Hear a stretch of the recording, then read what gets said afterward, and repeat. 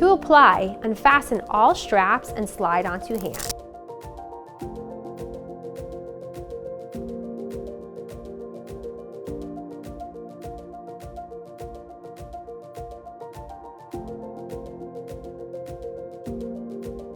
Be sure thumb hole on side of device is aligned.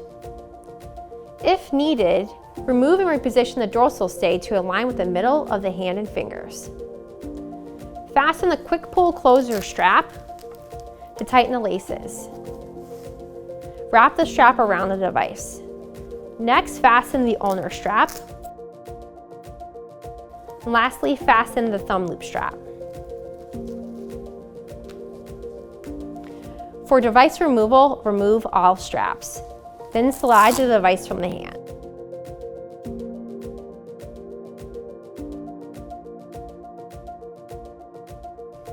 The Formfit Thumb Spica is customizable to the patient's anatomy with a malleable palmar stay.